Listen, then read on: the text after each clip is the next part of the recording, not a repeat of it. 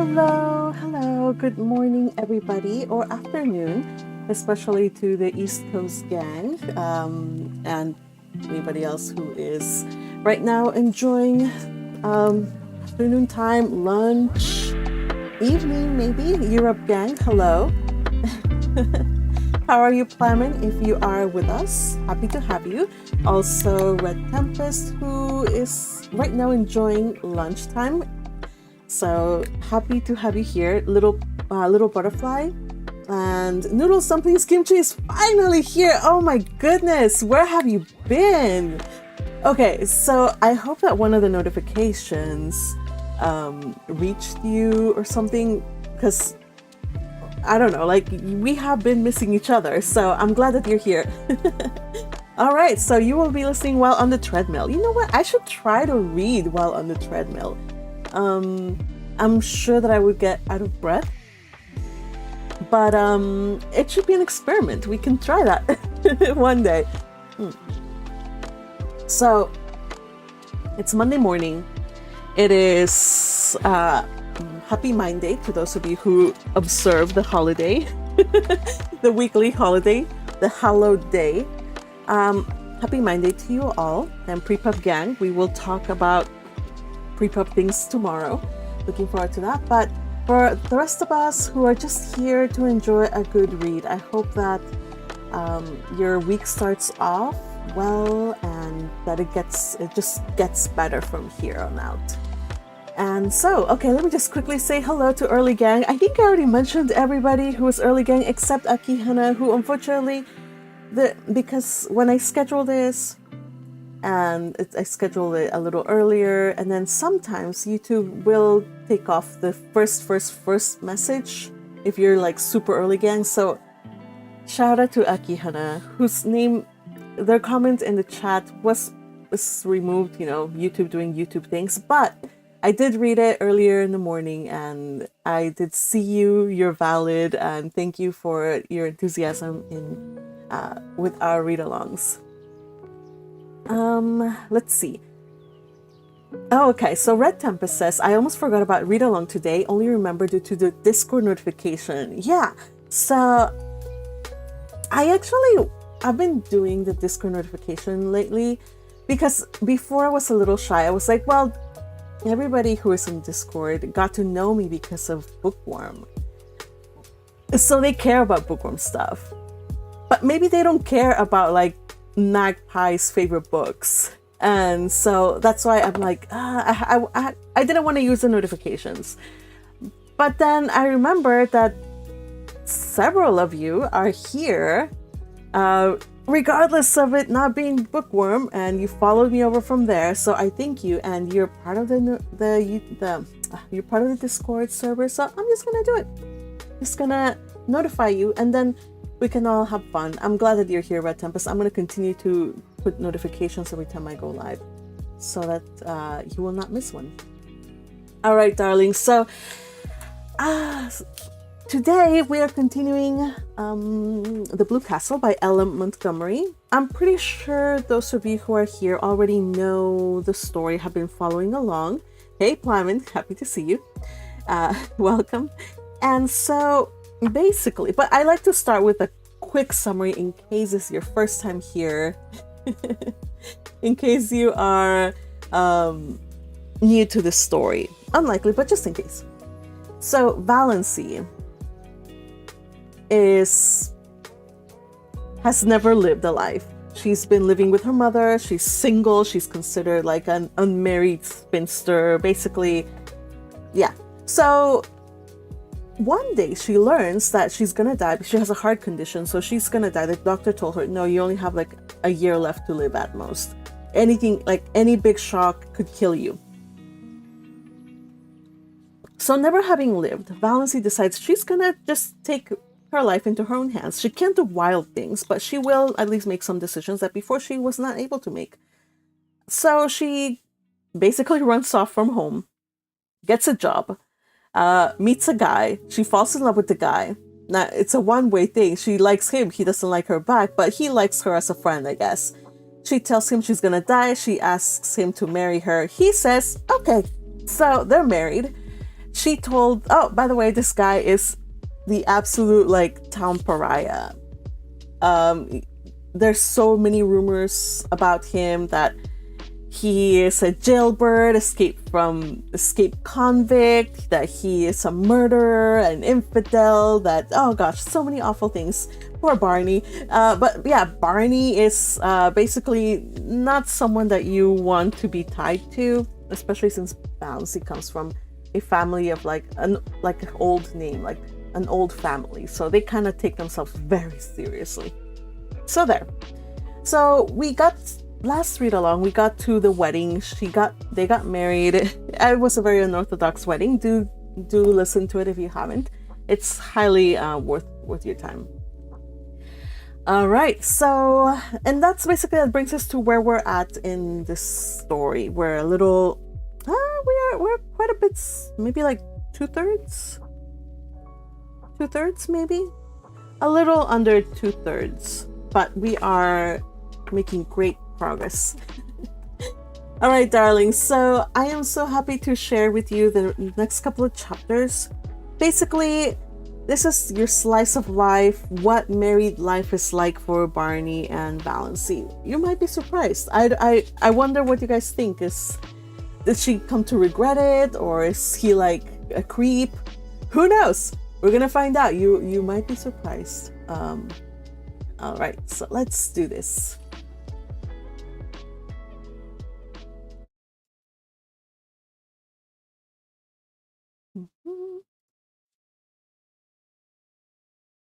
Okay. Chapter, what is that? XXV1128. Yes. I went to elementary school at some point and learned this. Okay. Chapter 28. Summer passed by. The Stirling clan, with the insignificant exception of cousin Georgiana, had tacitly agreed to follow Uncle James's example and look upon Valancy as one dead. To be sure, Valancy had an unquiet, ghostly habit of recurring resurrections when she and Barney clattered through Deerwood and out to the port in that unspeakable car. Valancy, bareheaded with stars in her eyes. Barney, bareheaded, smoking his pipe, but shaved. Always shaved now, if any of them had noticed it. They even had the audacity to go into Uncle Benjamin's store to buy groceries. Twice Uncle Benjamin ignored them. Was not Valancy one of the dead? While Snaith had never existed. But the third time, he told Barney he was a scoundrel who should be hung for luring an unfortunate, weak-minded girl away from her home and friends. Barney's one straight eyebrow went up. I have made her happy, he said coolly, and she was miserable with her friends, so that's that. Uncle Benjamin stared. It had never occurred to him that women had to be, or ought to be, made happy. You pup, he said. Why be so unoriginal? Queried Barney amiably. Anybody could call me a pup. Why not think of something worthy of the Stirlings? Besides, I'm not a pup. I'm really quite a middle-aged dog. 35 if you're interested in knowing. Uncle Benjamin remembered just in time that Valancy was dead. He turned his back on Barney. Valancy was happy, gloriously and entirely so. She seemed to be living in a wonderful house of life, and every day opened a new mysterious room. It was in a world which had nothing in common with the one she had left behind, a world where time was not, which was young and immoral. A world where time was not, which was young with immoral youth, which was young with immortal youth, where there was neither past nor future, but only the present. She surrendered herself utterly to the charm of it. The absolute freedom of it all was unbelievable. They could do exactly as they liked. No Mrs. Grundy, no traditions, no relatives or in-laws. Peace, peace, perfect peace, with loved ones far away, as Barney quoted shamelessly. Valancy had gone home once and got her cushions, and cousin Georgiana had given her one of her famous candlewick spreads of most elaborate design. "For your spare room bed, dear," she said. "But I haven't got any spare room," said Valancy. Cousin Georgiana looked horrified. A house without a spare room? That was no, a house without a spare room was monstrous to her. "But it's a lovely spread," said Valancy with a kiss, "and I'm so glad to have it. I'll put it on my own bed. Barney's old patchwork quilt is getting ragged." "I don't see how you can be contented to live up back," sighed Cousin Georgiana. "It's so out of the world." "Contented!" Valancy laughed. What was the use of trying to explain to Cousin Georgiana? "It is," she agreed. "Most gloriously and entirely out of the world." "And are you really happy, dear?" asked Cousin Georgiana wistfully. "I really am," said Valancy gravely, her eyes dancing. "Marriage is such a serious thing," sighed Cousin Georgiana. "When it's gonna last long," agreed Valancy. Cousin Georgiana did not understand this at all, but it worried her, and she lay awake at nights wondering what Valancy meant by it. Valancy loved her blue castle and was completely satisfied with it. The big living room had 3 windows, all commanding exquisite views of exquisite Miss Towers. The one in the end of the room was an oriel window, which Tom Montgomery, Barney explained, had got out of some little old up-back church that had been sold. It faced the west, and when the sunsets flooded it, Valancy's whole being knelt in prayer as if in some great cathedral. The new moons always looked down through it. The lower pine boughs swayed about the top of it, and all through the nights the soft dim silver of the lake dreamed through it. There was a stone fireplace on the other side. No desecrating gas imitation, but a real fireplace where you could burn real logs, with a grizzly bearskin on the floor before it, and beside it a hideous red plush sofa of Tom Montgomery's regime. But its ugliness was hidden by silver-gray timber of wolfskins. Valancy's cushions made it gay and comfortable. In a corner, a nice, tall, lazy old clock ticked, the right kind of clock, one that did not hurry the hours away, but ticked them off deliberately. It was the jolliest looking old clock, a fat, corpulent clock with a great round man's face painted on it, the hands stretching out of its nose, and the hours encircling it like a halo.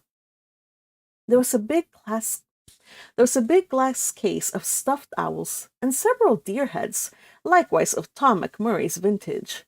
Some comfortable old chairs that asked to be sat upon. A squat little chair with a cushion was prescriptively Banjo's. If anybody else dared to sit on it, Banjo glared him out of it with his topaz-hued, black-ringed eyes. Banjo had an adorable habit of hanging over the back of it, trying to catch his own tail, losing his temper because he couldn't catch it, giving it a fierce bite for spite when he did catch it, yowling malignantly with pain. Barney and Valancy laughed at him until they ached, but it was Good Luck they loved. They both agreed that Good Luck was so lovable that he practically amounted to an obsession. One side of the wall was lined with rough, homemade bookshelves filled with books, and between the 2 side windows hung an old mirror in a faded gilt frame, with fat cupids gamboling in the panel over the glass. A mirror, Valancy thought, that must be like the fabled mirror into which Venus had once looked, and which thereafter reflected as beautiful every woman who looked into it. Valancy thought she was almost pretty in that mirror, but that may have been because she had shingled her hair. This was before the day of bobs, and was regarded as a wild, unheard-of proceeding, unless you had typhoid. When Mrs. Frederick heard of it, she almost decided to erase Valancy's name from the family Bible. Barney cut her hair, square off at the back of Valancy's neck, bringing it down with a short black fringe over her forehead. It gave a meaning and purpose to her little 3-cornered face that it never had possessed before. Even her nose ceased to irritate her. Her eyes were bright, and her sallow skin had cleared to the hue of creamy ivory. The old family joke had come true. She was really fat at last, or anyway, no longer skinny. Valancy might never be beautiful, but she was a type that looks its best in the woods. Elfin, mocking, alluring. Her heart, her heart bothered her very little. When an attack threatened her, she was generally able to head it off with Dr. Trent's prescription. The only bad one she had was one night when she was temporarily out of medicine, and it was a bad one. For the time being, Valancy realized keenly that death was actually waiting to pounce on her at any moment. But the rest of the time she would not, did not, let herself remember it at all. End of chapter. All right, so thank you guys for explaining the 2028. Yes, I'm glad I got it right. Remember when I said chapter 15 and it was like 28 or I don't know what number it was. Or I think I said chapter 17 and it was 22. I don't know.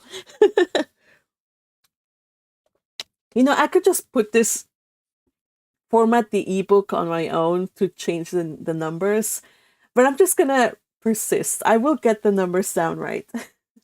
So yes, Red Tempest, Valancy seems to be enjoying herself, short of the temporary heartaches that she's getting, those heart attacks. And also I think that it's also interesting to note that she's suffering through them, but she's not alone this time. Like, Barney knows that that she's having them, so I'm sure that he would give her moral support. So that would also make a difference. Like, it doesn't say in the book, but I would like to imagine that that was the case. Yep. So, and this is a good point, Little Butterfly. Joy is sometimes the makeup, or the best makeup, and I agree. Remember, she had lived a really withdrawn, kind of reclusive life, always put down, was never allowed to shine. So our little wallflower is blooming at last, and I love it. And it's not like she's blooming out to become oh my gosh, this beauty, astounding radiance. No, it's just claiming her own natural charm, and that's what true beauty really is. It's just allowing your true self to shine through. So I love this for our girl Valancy. And so far we see that Barney, he I feel sorry for Barney, honestly, because Uncle Benjamin saying these awful things about him, and saying that he ought to be hanged for deluding her into marrying him. So I don't know, Barney just takes it in stride, has a good sense of humor about it. I like that. And they seem to be getting along just fine. And I'm happy that that they mentioned the cats. I love cats, so every time. The little house seems to be really small, really charming, really cabin-like. There's no nothing, there's no getting around it. It's a cabin, and it looks like a cabin, and it's perfect, just like that. Oh my, what did I do here? Please excuse me. Yes, so I was gonna continue reading, but now I have to fix this. Hold on a sec.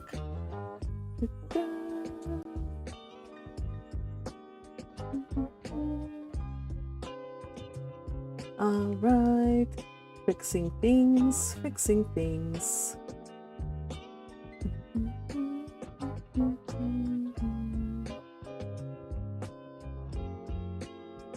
Okay, we're back. All right, so let's continue reading chapter 29.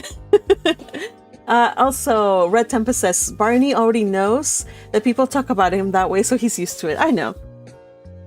But we haven't seen people talk to his face about it like that. I don't think we've seen people talk to him directly. Most people could whisper, but when somebody says bad things about you to your face, how do you react? I'm glad to see that he's not explosive or whatever. He's just like, huh. I think he has a good sense of humor. Red Tempest says, only made 3 memes so far. For today? Or for the whole the whole book? I know Little Purple Butterfly has shared some memes over on the Discord, which I am sharing over on X if you guys haven't followed me. So do check them out. I'll post more soon. Thank you for the memes. All right, let's continue with chapter 29. What have I missed? Hello, Vincent. Welcome. Well, we are reading The Blue Castle, and yeah, our girl got married. So far, we have read 1 chapter, slice of life chapters following. It's just learning about what married life is like for her. Remember, this is not your average marriage. This is just, she just wanted to get away from her family, and Barney was like, okay, yeah, let's get married so you don't have to spend your last days with them. So that's basically it. They're just having fun, relaxing, you know. All right, so let me continue on. Chapter 29.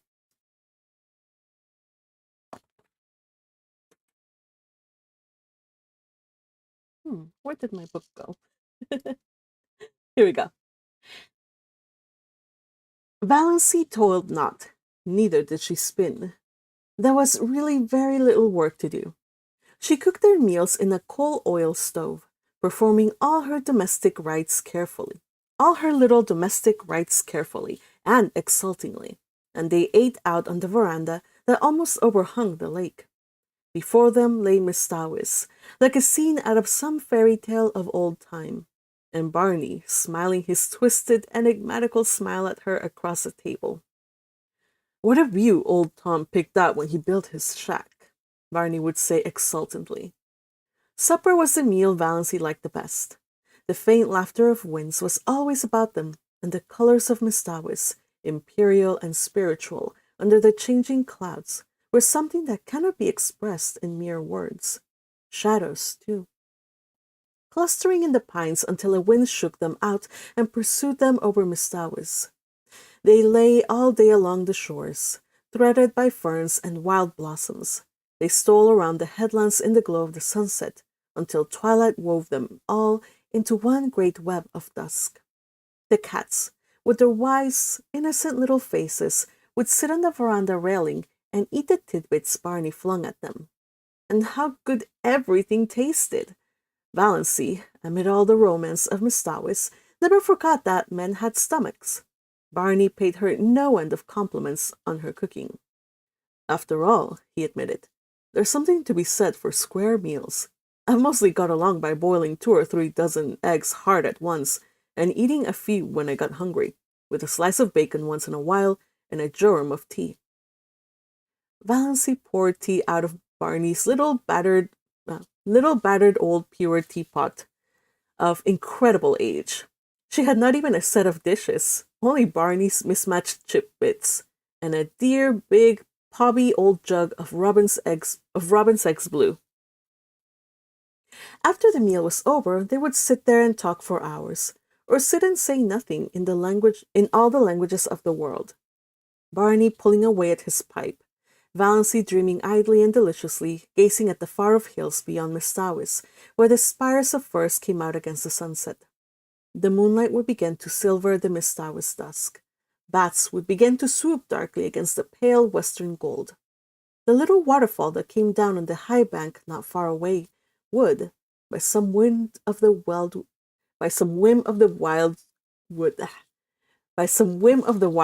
gods, began to look like a wonderful white woman beckoning through the spicy, fragrant evergreens. And Leander would begin to chuckle diabolically on the mainland shore.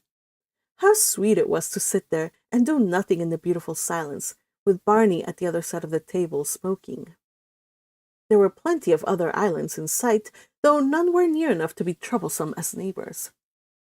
There was one little group of islets far off to the west, which they called the Fortunate Isles. At sunrise they looked like a cluster of emeralds, at sunset like a cluster of amethysts.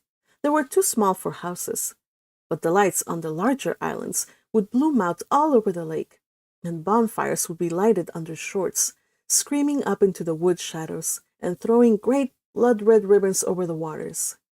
Music would drift to them alluringly from boats here and there, or from the verandas on the big house of the millionaire on the biggest island. "Would you like a house like that, Moonlight?" Barney asked once, waving his hand at it. He had taken to calling her Moonlight, and Valancy loved it. "No," said Valancy, who had once dreamed of a mountain castle ten times the size of the rich man's mansion. Oh, of the rich man's cottage, and now pitied the poor inhabitants of palaces. "No, it's too elegant. I would have to carry it with me everywhere I went, on my back like a snail. It would own me, possess me, body and soul. I like a house I can love and cuddle and boss, just like ours here. I don't envy Hamilton Gossard, the finest summer residence in Canada. It's magnificent, but it isn't my blue castle." Away down at the far end of the lake, they got every night a glimpse of a big continental train rushing through a clearing. Valancy liked to watch its lighted windows flash by and wonder who was on it and what hopes and fears it carried. She also amused herself by picturing Barney and herself going to the dances and dinners in the houses on the islands, but she did not want to go in reality. Once they did go to a masquerade dance in the pavilion at one of the hotels up the lake, and had a glorious evening, but slipped away in their canoe before unmasking time, back to the Blue Castle. "It was lovely, but I don't want to go again," said Valancy. So many hours a day, Barney shut himself up in Bluebeard's chamber. Valancy never saw the inside of it. From the smells that filtered through at times, she concluded he must be conducting chemical experiments or counterfeiting money. Valancy supposed there must be smelly processes in making counterfeit money, but she did not trouble herself about it. She had no desire to peer into the locked chambers of Barney's house of life. His past and his future concerned her not. Only this rapturous present. Nothing else mattered. Once he went away and stayed away 2 days and nights. He had asked Valancy if she would be afraid to stay alone, and she had said that she would not. He never told her where he had been. Where he had been? Oh, goodness. Where he had been. She was not afraid to be alone, but she was horribly lonely.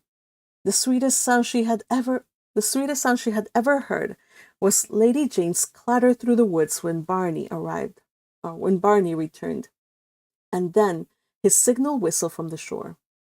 She ran down to the landing rock to greet him, to nestle herself into his eager arms. They did seem eager. "Have you missed me, Moonlight?" Barney was whispering. "It seems 100 years since you went away," said Valancy. "I won't leave you again." "Oh, but you must," protested Valancy, "if you want to. I'd be miserable if I thought you wanted to go and didn't because of me. I want you to feel perfectly free." Barney laughed, a little cynically. "There's no such thing as freedom on earth," he said. "Only different kinds of bondages, and comparative bondages. You think you are free now because you've escaped from a peculiarly unbearable kind of bondage. But are you? You love me.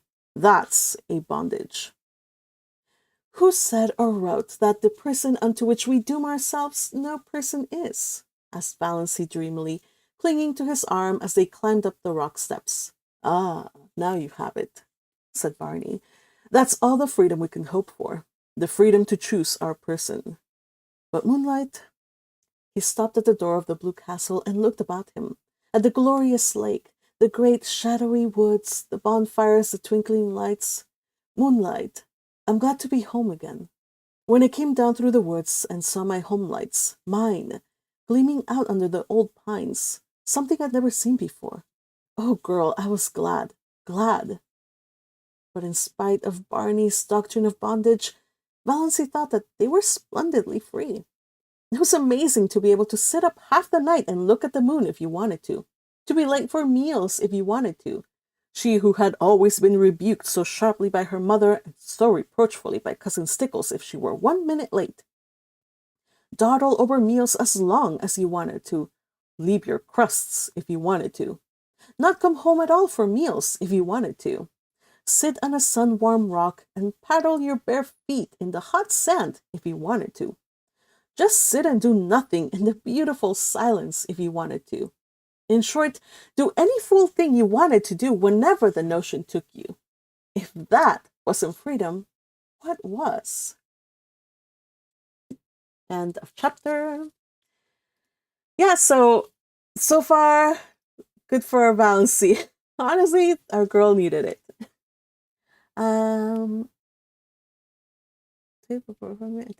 Okay. Let's continue on to the next chapter. We have a little bit more than 3 chapters today, so let's just continue on.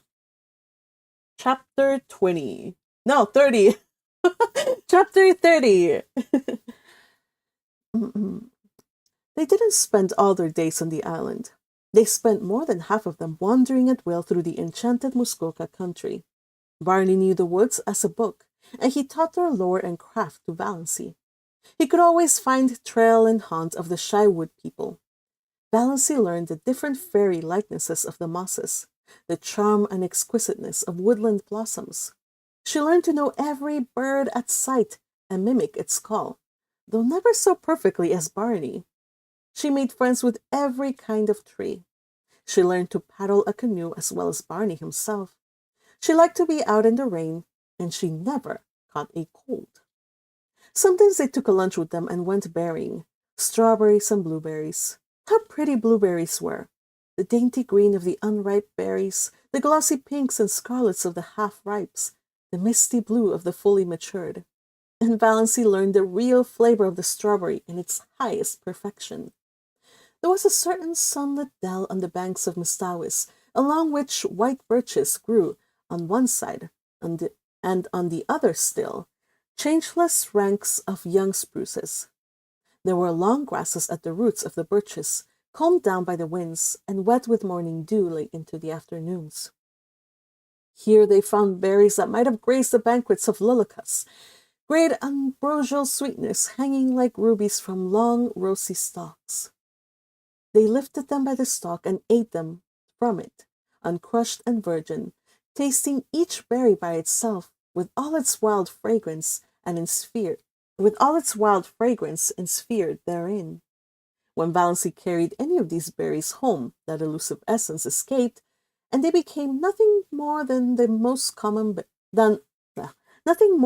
common berries of the marketplace, very kitchenly good indeed, but not as they would have been, eaten in their birch dell, until their fingers were stained as pink as Aurora's eyelids. Or they went after water lilies. Barney knew where to find them in the creeks and bays of Mistawis. Then the blue castle was glorious with them. Every receptacle that Valancy could contrive filled with the exquisite things. If not water lilies, then cardinal flowers, fresh and vivid from the swamps of Mistawis, where they burned like ribbons of flame. Sometimes they went trouting on little nameless rivers or hidden brooks on whose banks naiads might have sunned their white wet limbs. Then all they took with them were some raw potatoes and salt. They roasted the potatoes over a fire, and Barney showed Valancy how to cook the trout by wrapping them in leaves, coating them with mud, and baking them in a bed of hot coals. Never were such delicious meals. Valancy had such an appetite. It was no wonder she put on flesh on her bones. Or they just prowled and explored through woods that always seemed to be expecting something wonderful to happen. At least, that was the way Valancy felt about them. Down the next hollow, over the hill, you would find it. "We don't know where we're going, but isn't it fun just to go?" Barney used to say. Once or twice, night overtook them, too far from their blue castle to get back. But Barney made a fragrant bed of bracken and fir boughs, and they slept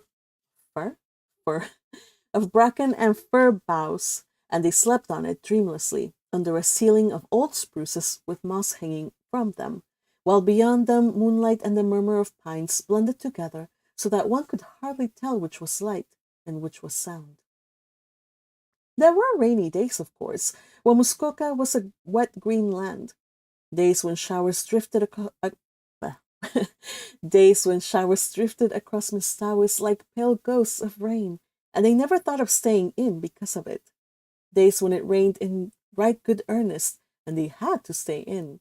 When Barney shut himself up in Bluebeard's chamber and Valancy read, or dreamed, on wolfskins on the wolfskins with Good Luck purring beside her, and Banjo watching them suspiciously from his own peculiar chair.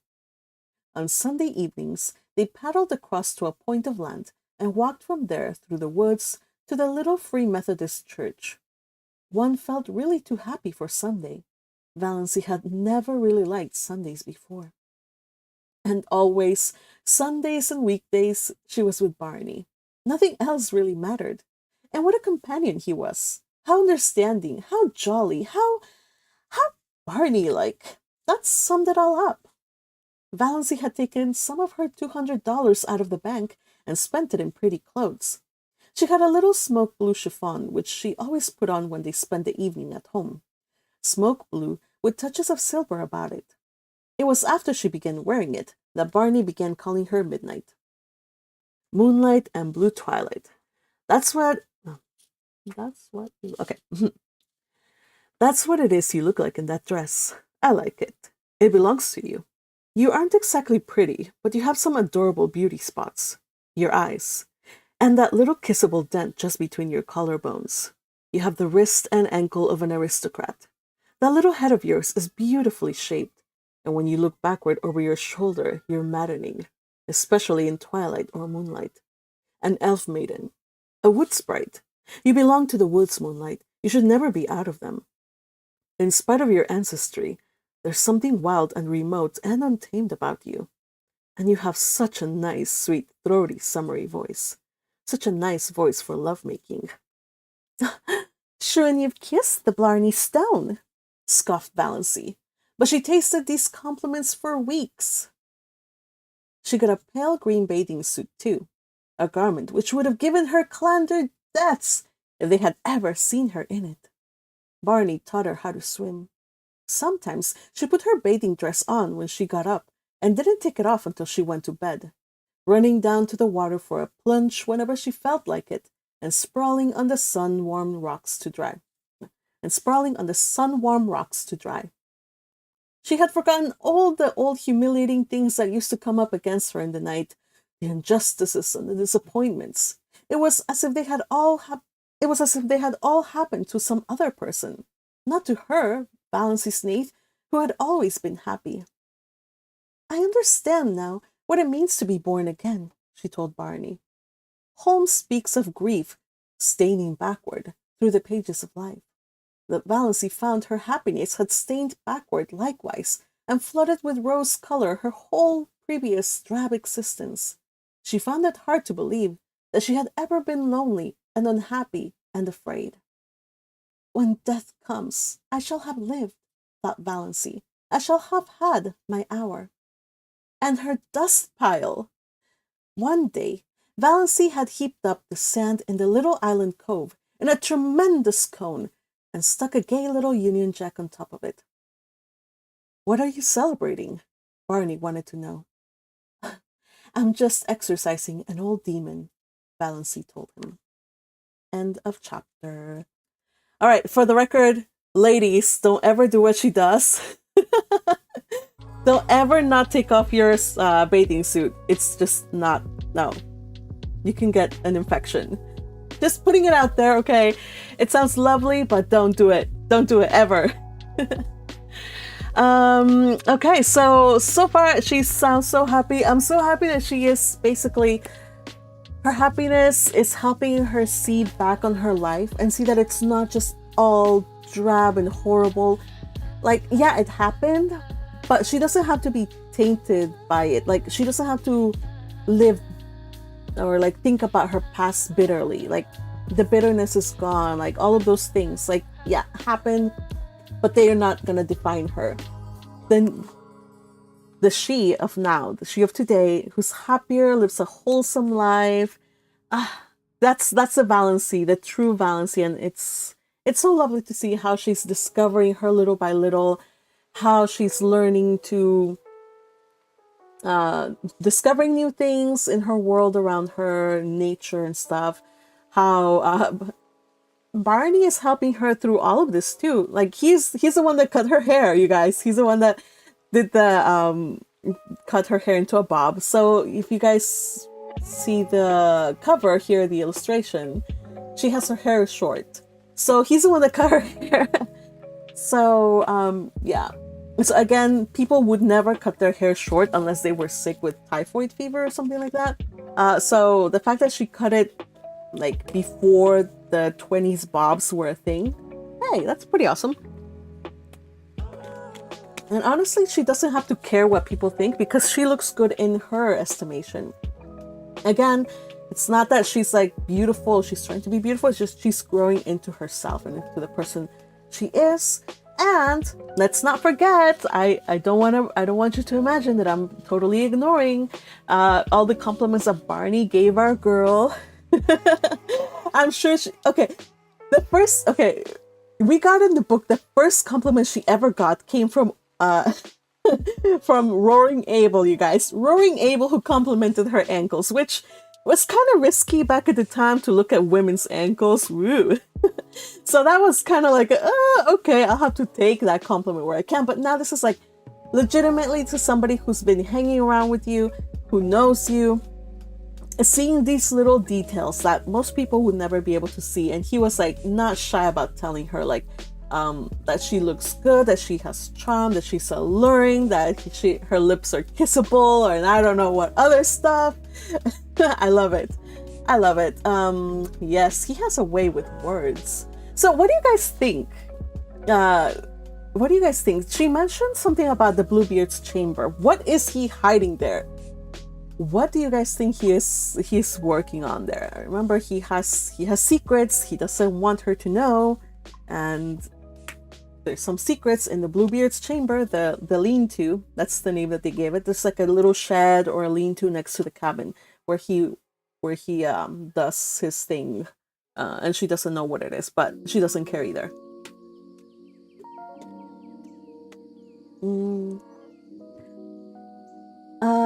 Noodle Something's Kimchi says, I love what she said about her home. Yes. Yeah. I really like how she's gotten attached to their little cabin. It's so cute. Plumman says, is this story the origin of the Americanism Barney style? I don't think so. I've never actually heard that expression, or if I have, it's very little used. In the American like culture thing, you say Barney and you immediately think of the purple dinosaur, you know, from the children's thing. Barney is a dinosaur, la la la. So that's the only time before I read the book that I had read this name, that I had encountered the name. Like before, I was like, I don't know. And again, this is a Canadian book, so maybe this is a Canadian thing. I don't know. Any Canadians in the house? Please let us know. Okay.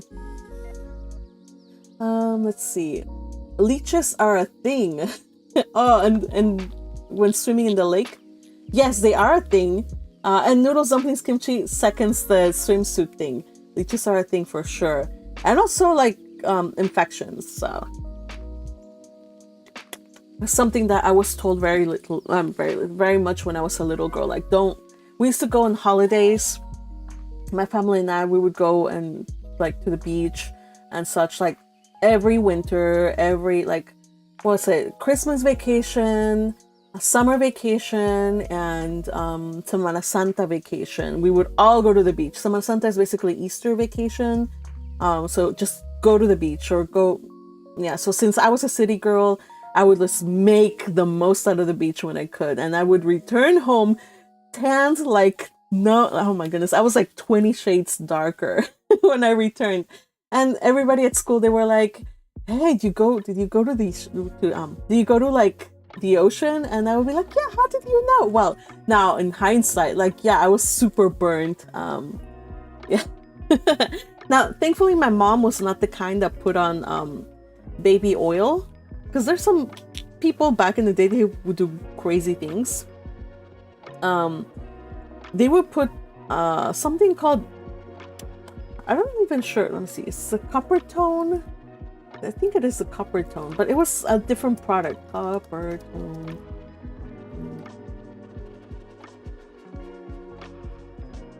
Oh dang. Well, it's weird because they call it in Spanish. They call it bronceador, which is actually like tanning lotion, kind of.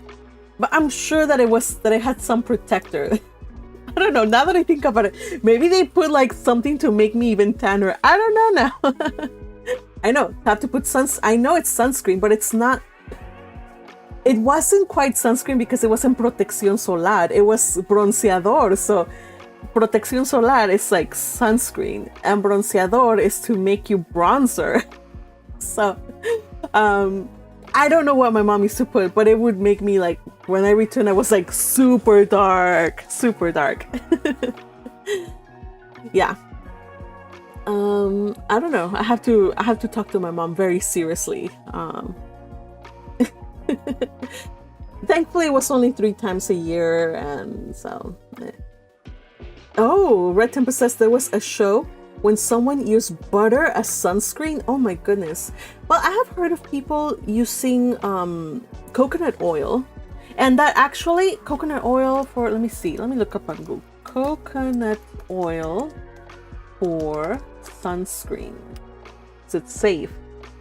So yeah, so coconut oil is not a sunscreen. It fails to prevent most of the damaging and harmful UVA and UVB rays that you are exposed to when in the sun. So it's not safe to use coconut oil as sunblock. So just use proper sunblock. Yes. And Kramer from Seinfeld. Oh boy. Of course he would. Of course Kramer would. If there's any bad idea that's being executed at any time in sitcom TV, you know it's gonna be Kramer. Like inserting a what was it? What's it like when you put it on your sink? A kitchen extractor, or what they're called? He installed one in his tub. Crazy. Okay. We digress. We still have some chapters to go through, so let's get this done. Okay, so we finished summer, and I loved how summer ends with her basically like purging all the negativity from her life, and like symbolically by making her dust pile, remember? And there was a line where she was just like, I wish I could just have a little dust pile of my own. She said that like when she learned she was gonna die, and she was reflecting on her life, and she was really sad about how her life was empty. She did her dust pile here, and she's basically reclaiming her past. If not, her future, because she has no future, but at least she's gonna go happy. All right, continuing on. Chapter 31. Getting some water. Oh, garbage disposal. Yes, that's the one where Kramer has somebody install a garbage disposal on his shower, and then because he loves showering, and he wants to do other things rather than shower in his shower. Now, don't think of anything. He makes a salad, so he washes his vegetables while showering. Dude. Insanity. Go check it out on YouTube if you haven't already. All right. Back to the book. Autumn came. Oh, shoot. Okay. Autumn came. Late September with cool nights. They had to forsake the veranda, but they kindled a fire in the big fireplace and sat before it with jest and laughter. They left the doors open, and Banjo and Good Luck came and went at pleasure. Sometimes they sat gravely on the bearskin rug between Barney and Valancy. Sometimes they slunk off into the mystery of the chill night outside. The stars smoldered in the horizon mists through the old oriel. The haunting, persisting croon of the pine trees filled the air. The little waves began to make soft, sobbing splashes on the rocks below them in the rising winds. They needed no light, but the firelight that sometimes leaped up and revealed them, sometimes shrouded them in shadow. When the night wind rose higher, Barney would shut the door and light a lamp and read to her. Poetry and essays and gorgeous dim chronicles of ancient wars. Barney never would read Barney oh, yeah. Barney never would read novels. He vowed they bored him. But sometimes she read them herself, curled up on the wolfskins, laughing aloud in peace. For Barney was not one of those aggravating people who can never hear you smiling audibly over something you've read without inquiring placidly, "What is the joke?" October, with a gorgeous pageant of color around Miss Dawes, into which Valancy plunged her soul. Never had she imagined anything so splendid. A great tinted piece. Blue, wind-winnowed skies. Sunlight sleeping in the glades of that fairyland. Sunlight sleeping in the glades of that fairyland. Long, dreamy purple days, paddling idly in their canoe along shores and up the rivers of crimson and gold. A sleepy red hunter's moon. Enchanted tempests that stripped the leaves from trees and heaped them along the shores. Flying shadows of clouds. What had all the smug, opulent lands out front to compare with this? November, with uncanny witchery in its changed trees, with murky red sunsets flaming in smoky crimson behind the western hills, with dear days when the austere woods were beautiful and gracious in a dignified serenity of folded hands and closed eyes, days full of a fine pale sunshine that sifted through the late leafless gold of the of the Jupiter trees, of the juniper trees, and glimmered along the gray beaches, lighting up the evergreen banks of moss and washing the colonnades of the pines. Days with a high-sprung sky of flawless turquoise. Days with an exquisite Days when an exquisite melancholy seemed to hang over the landscape and dream about the lake. But days, too, of the wild blackness of great autumn storms, followed by dank, wet, streaming nights when there was witch laughter in the pines and fitful moans along the mainland trees. What cared they? Old Tom had built his roof well, and his chimney drew. Warm fire, books, comfort, safety from the storm, our cats on the rug. Moonlight, said Barney. Would you be happier now if you had $1 million? No, nor half so happy. I'd be bored by conventions and obligations then. December. Early snows in Orion. The pale fires of the Milky Way. It was really winter now. Wonderful, cold, starry winter. How Valancy had always hated winter. Dull, brief, uneventful days. Long, cold, companionless nights. Cousin Stickles with her back that had to be rubbed continually. Cousin Stickles making weird noises gargling her throat in the mornings. Cousin Stickles whining over the price of coal. Her mother probing, questioning, ignoring. Endless colds and bronchitis, or the dread of it. Red ferns, liniment, and purple pills. But now she loved winter. Winter was beautiful up back, almost intolerably beautiful. Days of clear brilliance, evenings that were like cups of glamour, the purest vintage of winter's wine. Nights with their fire of stars, cold, exquisite winter sunrises, lovely ferns of ice all over the windows of the blue castle. Moonlight on birches in a silver thaw, ragged shadows on windy evenings, torn, twisted, fantastic shadows, great silences, austere and searching, jeweled barbaric hills, the sun suddenly breaking through gray clouds over long white Mistawis, icy gray twilights broken by snow qualls, when the cozy living room, with its gobblings of firelight and inscrutable cats, seemed cozier than ever. Every hour brought a new revelation and wonder. Barney ran Lady Jane into Roaring Abel's barn and taught Valancy how to snowshoe. Valancy, who ought to be laid up with bronchitis. But Valancy had not even a cold. Later on in the winter, Barney had a terrible one, and Valancy nursed him through it with a dread of pneumonia in her heart. But Valancy's colds seemed to have gone where old moons go, which was luck, for she hadn't even read Fern's liniment. She had thoughtfully bought a bottle at the port, and Barney had hurled it into frozen Mistawis with a scowl. "Bring no more of the devilish stuff here," he had ordered briefly. It was the first and last time he had spoken harshly to her. They went for long tramps through the exquisite reticence of winter woods and the silver jungles of frosted trees, and found loveliness everywhere. At times they seemed to be walking through a spellbound world of crystal and pearl, so white and radiant were clearings and lakes, and sky.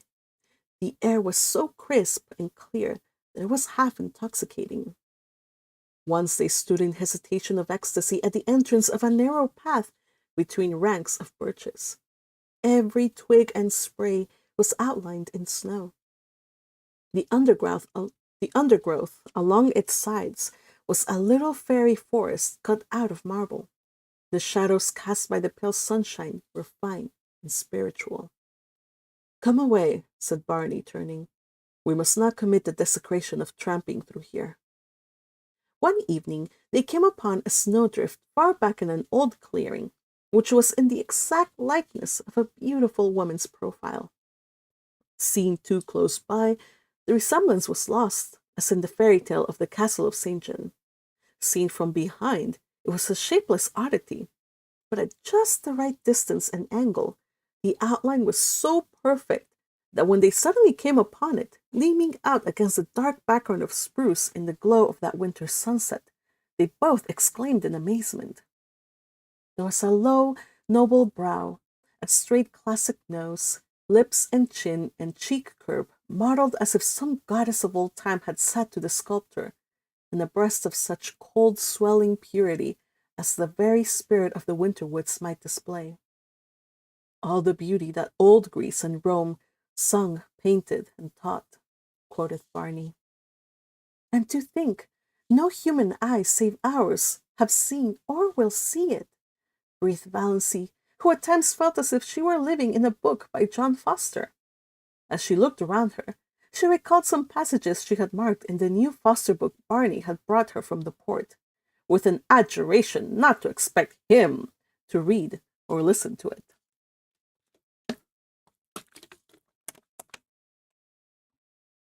"All the tintings of winter woods are extremely delicate and elusive," recalled Valancy. "When the brief afternoon wanes and the sun just touches the tops of the hills, there seemed to be all over the woods an abundance, not of color, but of the spirit of color. There is really nothing but pure white after all, but one has the impression of fairy-like blendings of rose and violet, opal and heliotrope on the slopes. In the dingles and along the curves of forest land, you feel sure that the tint is there, but when you look at it directly, it is gone. From the corner of your eye, you are aware that it is lurking over yonder, in a spot where there was nothing but pale purity a moment ago. Only just when the sun is setting is there a fleeting moment of real color. Then the redness streams out over the snow and incardinates the hills and rivers and smites the crests of the pines with flame. Just a few minutes of transfiguration and revelation, and it is gone." "I wonder if John Foster ever spent a winter in Mistawis," said Valancy. "Not likely. People who write tosh like that generally write it in a warm house on some smug city street." "You are too hard on John Foster. No one could have written that little paragraph I read to you last night without having seen it first. You know he couldn't." "I didn't listen to it," Barney said morosely. "You know I told you I wouldn't." "Then you've got to listen to it now," persisted Valancy. She made him stand still on his snowshoes while she repeated it. "She is a rare artist, this old Mother Nature, who works for the joy of working, and not in any spirit of vain show. Today the fir woods are a symphony of greens and grays, so subtle that you cannot tell where one shade begins to be the other. Gray trunk, green bow, gray-green moss above the white, gray-shadowed floor. Yet the old gypsy doesn't like unrelieved monotones. No, yeah, unrelieved monotones. She must have a dash of color. See it, a broken dead fir bow, and a beautiful red-brown, oh, of a beautiful red-brown, swinging amongst the beards of moss. Good Lord, do you learn all that fellow's books by heart? Was Barney's disgusted reaction as he strode off. John Foster's books were all that saved my soul alive the past 5 years, averred Valancy. Oh, Barney, look at that exquisite filigree of snow in the furrows of that old elm tree trunk. When they came out to the lake, they changed from snowshoes to skates and skated home. For a wonder, Valancy had learned when she was a little schoolgirl to stake. For a wonder, Valancy had learned when she was a little schoolgirl to skate on the ponds behind the Deerwood school. She had never had any skates of her own, but some of the other girls had lent her theirs, and she seemed to have a natural knack of it. Uncle Benjamin had once promised her a pair of skates for Christmas, but when Christmas came, he had given her rubbers instead. She had never skated since she grew up, but the old trick came back quickly, and glorious were the hours she and Barney spent skimming over the white lakes and past the dark islands where the summer cottages were close and silent. Tonight they flew down Mistawis before the wind in an exhilaration that crimsoned Valancy's cheeks under her white tam, and at the end was her dear little house on the island of pines with a coating of snow on its roof, sparkling in the moonlight, its windows tinted impishly at her in the stray gleams. Looks exactly like a picture book, doesn't it? Said Barney. They had a lovely Christmas. No rush, no scramble, no niggling attempts to make ends meet, no wild effort to remember whether she hadn't given the same kind of present to the same person 2 Christmases before. No mob of last-minute shoppers, no dreary family reunions where she sat mute and unimportant. No attacks of nerves. They decorated the blue castle with pine boughs. Ah, I keep mispronouncing that. They decorated the blue They decorated the blue castle with pine boughs, and Valancy made delightful little tinsel stars and hung them up amid the greenery. She cooked a dinner to which Barney did full justice, while Good Luck and Banjo picked the bones. A land that can produce a goose like that is an admirable land, vowed Barney. Canada forever! And they drank to the Union Jack a bottle of dandelion wine that Cousin Georgiana had given Valancy, along with the bedspread. One never knows, Cousin Georgiana had said solemnly, when one may need a little stimulant. Barney had asked Valancy what she wanted for a Christmas present. Something frivolous and unnecessary, said Valancy, who had got a pair of galoshes last Christmas and 2 long-sleeved woolen undervests the year before, and so on back. To her delight, Barney gave her a necklace of pearl beads. Valancy had wanted a string of milky pearl beads, like congealed moonshine, all her life, and these were so pretty. All that worried her was that they were really too good. They must have cost a great deal, $15 at least. Could Barney afford that? She didn't know a thing about his finances. She had refused to let him buy any of her clothes. She had enough for that, she told him, as long as she would need clothes. She didn't know a thing about. Okay, she had refused to let him buy any of her clothes. She had enough for that, she told him, as long as she would need clothes. In a round black jar on the chimney piece, Barney put money for their household expenses. Always enough. The jar was never empty, though Valancy never caught him replenishing it. He couldn't have much, of course. And that necklace. But Valancy tossed care aside. She would wear it and enjoy it. It was the first pretty thing she had ever had. End of chapter. I want to read the next one, but I don't know if I still have time. It's 11:06. What do you guys think? Should I read the last one? It's... Let me see, you guys. Okay, I'm gonna put music while I think about this. I'm gonna let the music do the thinking for me.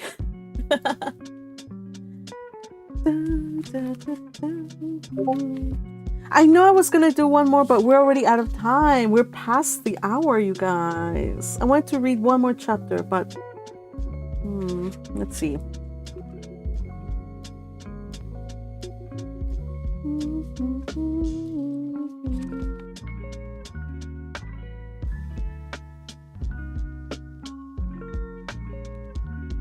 You know what? I'm just gonna leave it for the next read along. Yes, we'll just leave it for the next read along.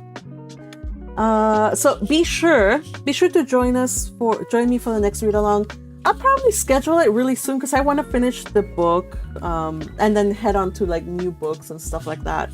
I'm gonna continue to read books, so no worries. These read alongs are not going away anytime soon. I'm having too much fun with them. We will finish the Blue Castle maybe in 3 sessions, so don't miss them. So if I do maybe one today, one on Wednesday, one on Friday, or maybe one today, one on Tuesday, one on Thursday, we'll basically finish the Blue Castle this week. That's all I know. We will finish the Blue Castle this week. And so I will probably go back to the, what's it called? Remember when I put a poll when I said what book we want to read? So it was between Persuasion, The Blue Castle, and Jane Eyre. I may do it again, do the poll again, or just go back by the poll results. If you haven't voted, go to my page and it's right there in the community tab. And you can vote for the one you want. All right, so let's see. I'm glad that you made it here, Crusher. It is 11:03. Well, it is 11:08, and I just finished reading today's chapters, but I'm glad that you're here. You did miss quite a bit. But no worries, the replay will always be up, will never be taken down, and that is awesome. Don't miss out on the next read along. You know what? Let's do it tomorrow. I really just want to finish. Oh no, tomorrow is bookworm recording time. Can't do it tomorrow. Let's do it Wednesday then. I'll see you guys on Wednesday. And if you got here late, you haven't read or you weren't here from the beginning, you have time to listen to it as you work, as you commute. I hope you enjoy it. And yeah, you guys, that's the end of today's read along. I hope you have a beautiful rest of your day. I think somebody pinged me, so maybe it's memes. Who knows? Did anybody ping me with memes? Oh yes, we got memes, you guys. Woo woo. Okay, then I will go there. Hold on a sec. Time for memes. Sharing the memes, you guys. Memes are an integral part of my life. So, hold on a sec. Thank you to Little Purple Butterfly and Red Tempest. So here we go. Meme times. Pray excuse my things here. So we have, this is from the last read along. This is Barney and Valancy get married. Valancy breaks the news to her family.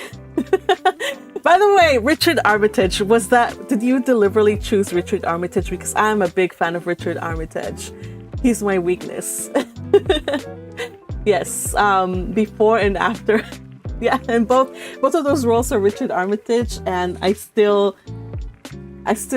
don't mind. He can be bearded, he can be not bearded. He's still Richard Armitage. I dig them both. I'm like Valancy. When Valancy sees Olive, again, if you don't know the reference for this one, you have to go check out what's the name of this one? This is North and South. Not the one about the American Civil War. It's a BBC series. I think it's 2004. I think it aired on, or is it, I don't know if it's BBC. I think it's ITV series from 2004 or so. It's 4 episodes. It's really, really good. If you like Pride and Prejudice and all those kind of like adaptations of old classic movies, old classic movies, of classic books, check out North and South. The book, I read it, but it didn't quite captivate me like this one. It's still good. It's a good book, and there were some details from the book that the series was not able to get, but it's all good. Check it out. Again, North and South. Would I read it in here? Probably not, because even I had a little bit of a hard time to get through some parts. It's like reading Dickens. I would never read Dickens out loud to you guys. Never, never, never. All right. So again, there we go. We have Olaf. I'm Valancy and I like warm hugs. Aw. Show Valancy some love. And my favorite, Valancy's mother after being told that Valancy is married. My poor unfortunate girl. Yeah, in this case though, your poor unfortunate girl is having the time of her life. Aww.